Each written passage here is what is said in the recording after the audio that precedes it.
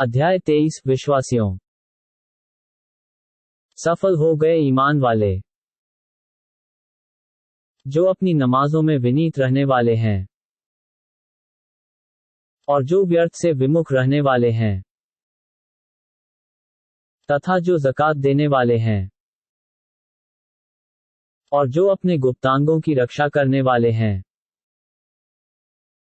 परंतु अपनी पत्नियों तथा अपने स्वामित्व में आई दासियों से तो वही निंदित नहीं है।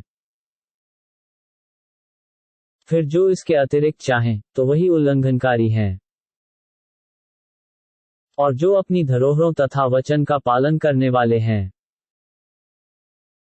तथा जो अपनी नमाजों की रक्षा करने वाले हैं,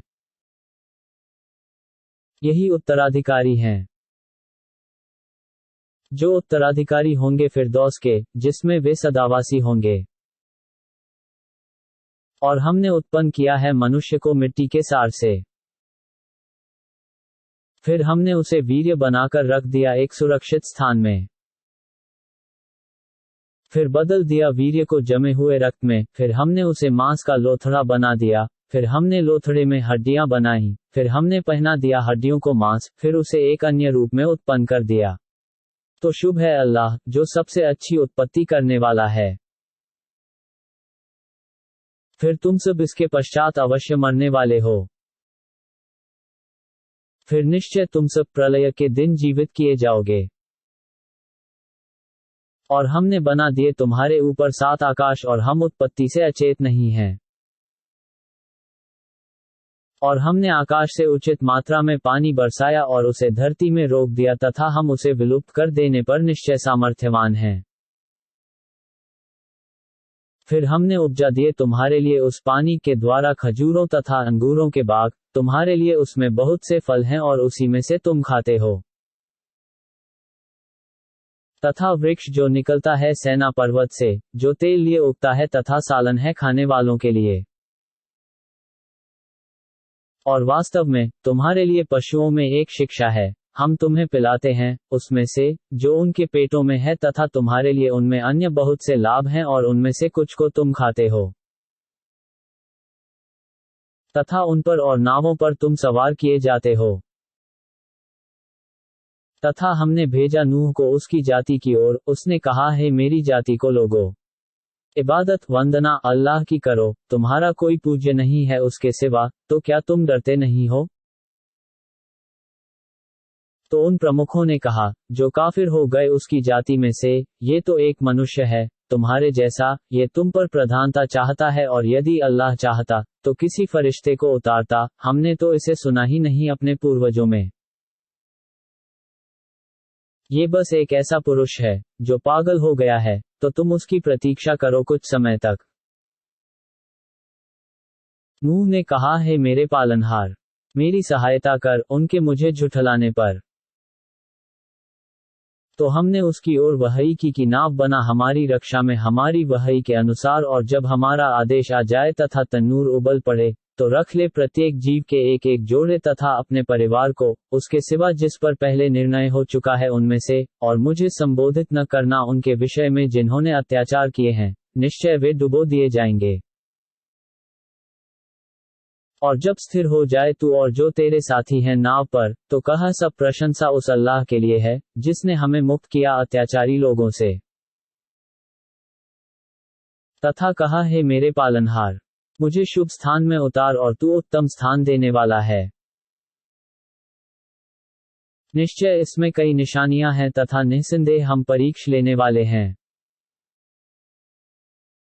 फिर हमने पैदा किया उनके पश्चात दूसरे समुदाय को,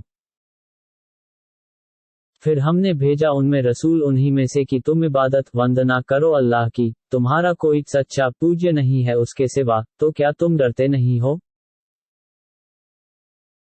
और उसकी जाति के प्रमुखों ने कहा, जो काफिर हो गए तथा आखिरत पर लोक का सामना करने को झुठला दिया तथा हमने उन्हें संपन्न किया था सांसारिक जीवन में, ये तो बस एक मनुष्य है तुम्हारे जैसा, खाता है जो तुम खाते हो और पीता है जो तुम पीते हो। और यदि तुमने मान लिया अपने जैसे एक मनुष्य को, तो निश्चय तुम क्षतिग्रस्त हो। क्या वह तुम्हें वचन देता है कि जब तुम मर जाओगे और धूल तथा हड्डियां हो जाओगे, तो तुम फिर जीवित निकाले जाओगे? बहुत दूर की बात है, जिसका तुम्हें वचन दिया जा रहा है। जीवन तो बस सांसारिक जीवन है, हम मरते जीते हैं और हम फिर जीवित नहीं किए जाएंगे। ये तो बस एक व्यक्ति है, जिसने अल्लाह पर एक झूठ गढ़ लिया है और हम उसका विश्वास करने वाले नहीं हैं। नबी ने प्रार्थना की, मेरे पालनहार, मेरी सहायता कर उनके झुठलाने पर मुझे। अल्लाह ने कहा, शीघ्र ही वे अपने किए पर पछताएंगे। अंततः पकड़ लिया उन्हें कोलाहल ने सत्यानुसार और हमने उन्हें कचरा बना दिया, तो दूरी हो अत्याचारियों के लिए। फिर हमने पैदा किया उनके पश्चात दूसरे युग के लोगों को। नहीं आगे होती है कोई जाति अपने समय से और न पीछे। फिर हमने भेजा अपने रसूलों को निरंतर, जब जब किसी समुदाय के पास उसका रसूल आया, उन्होंने उसे झुठला दिया, तो हमने पीछे लगा दिया उनके, एक को दूसरे के, और उन्हें कहानी बना दिया। तो दूरी है उनके लिए जो ईमान नहीं लाते। फिर हमने भेजा मूसा तथा उसके भाई हारून को अपनी निशानियों तथा खुले तर्क के साथ फिरौन और उसके प्रमुखों की ओर, तो उन्होंने गर्व किया तथा वे थे ही अभिमानी लोग। उन्होंने कहा, क्या हम ईमान लाएं अपने जैसे दो व्यक्तियों पर, जबकि उन दोनों की जाति हमारे अधीन है? तो उन्होंने दोनों को झुठला दिया तथा हो गए विनाशों में। और हमने प्रदान की मूसा को पुस्तक, ताकि वे मार्गदर्शन पा जाएं। और हमने बना दिया मरयम के पुत्र तथा उसकी मां को एक निशानी तथा दोनों को शरण दी एक उच्च बसने योग्य तथा प्रवाहित स्रोत के स्थान की ओर। हे रसूलो, खाओ स्वच्छ चीजों में से तथा अच्छे कर्म करो, वास्तव में मैं उससे जो तुम कर रहे हो भली भांति अवगत हूं। और वास्तव में तुम्हारा धर्म एक ही धर्म है और मैं ही तुम सबका पालनहार हूं, अतः मुझी से डरो। तो उन्होंने खंड कर लिया अपने धर्म का, आपस में कई खंड, प्रत्येक संप्रदाय उसी में जो उनके पास है मगन है। अतः हे नबी, आप उन्हें छोड़ दें उनकी अचेतना में कुछ समय तक। क्या वे समझते हैं कि हम जो सहायता कर रहे हैं उनकी धन तथा संतान से शीघ्रता कर रहे हैं उनके लिए भलाइयों में? बल्कि वे समझते नहीं हैं। वास्तव में जो अपने पालनहार के भय से डरने वाले हैं और जो अपने पालनहार की आयतों पर ईमान रखते हैं और जो अपने पालनहार का साझी नहीं बनाते हैं और जो करते हैं जो कुछ भी करें और उनके दिल कांपते रहते हैं कि वे अपने पालनहार की ओर फिर कर जाने वाले हैं, वही शीघ्रता कर रहे हैं भलाइयों में तथा वही उनके लिए अग्रसर हैं। और हम बोझ नहीं रखते किसी प्राणी पर, परंतु उसके सामर्थ्य के अनुसार, तथा हमारे पास एक पुस्तक है जो सत्य बोलती है और उन पर अत्याचार नहीं किया जाएगा। बल्कि उनके दिल अचेत हैं इससे तथा उनके बहुत से कर्म हैं इसके सिवा, जिन्हें वे करने वाले हैं। यहाँ तक कि जब हम पकड़ लेंगे उनके सुखियों को यातना में, तो वे विलाप करने लगेंगे। आज विलाप न करो, निस्संदेह तुम हमारी ओर से सहायता नहीं दिए जाओगे। मेरी आयतें तुम्हें सुनाई जाती रहीं, तो तुम एड़ियों के बल फिरते रहे, अभिमान करते हुए उसे कथा बनाकर बकवास करते रहे। क्या उन्होंने इस कथन कुरान पर विचार नहीं किया अथवा इनके पास वह आ गया जो उनके पूर्वजों के पास नहीं आया? अथवा वह अपने रसूल से परिचित नहीं हुए, इसलिए वे उसका इनकार कर रहे हैं? अथवा वे कहते हैं कि वह पागल है? बल्कि वह तो उनके पास सत्य लाए हैं और उनमें से अधिकतर को सत्य अप्रिय है। और यदि अनुसरण करने लगे सत्य उनकी मनमानी का, तो अस्त व्यस्त हो जाए आकाश तथा धरती और जो उनके बीच है, बल्कि हमने दे दी है उन्हें उनकी शिक्षा, फिर भी वे अपनी शिक्षा से विमुख हो रहे हैं। हे नबी, क्या आप उनसे कुछ धन मांग रहे हैं? आपके लिए तो आपके पालनहार का दिया हुआ ही उत्तम है और वह सर्वोत्तम जीविका देने वाला है। निश्चय आप तो उन्हें सुपथ की ओर बुला रहे हैं। और जो आखिरत परलोक पर ईमान नहीं रखते, वे सुपथ से कतराने वाले हैं। और यदि हम उन पर दया करें और दूर करें, जो दुहक उनके साथ है, तो वे अपने कुकर्मों में और अधिक बहकते जाएंगे। और हमने उन्हें यातना में ग्रस्त भी किया, तो अपने पालनहार के समक्ष नहीं झुके और न विनय करते हैं। यहाँ तक कि जब हम उन पर खोल देंगे कड़ी यातना के द्वार, तो सहसा वे उस समय निराश हो जाएंगे। वही है जिसने बनाए हैं तुम्हारे लिए कान तथा आंखें और दिल, फिर भी तुम बहुत कम कृतज्ञ होते हो। और उसी ने तुम्हें धरती में फैलाया है और उसी की ओर एकत्र किए जाओगे। तथा वही है जो जीवन देता और मारता है और उसी के अधिकार में है रात्रि तथा दिन का फेर बदल, तो क्या तुम समझ नहीं रखते? बल्कि उन्होंने वही बात कही जो अगलों ने कही। उन्होंने कहा, क्या जब हम मर जाएंगे और मिट्टी तथा हड्डियां हो जाएंगे, तो क्या हम फिर अवश्य जीवित किए जाएंगे? हमें तथा हमारे पूर्वजों को इससे पहले यही वचन दिया जा चुका है, ये तो बस अगलों की कल्पित कथाएं हैं।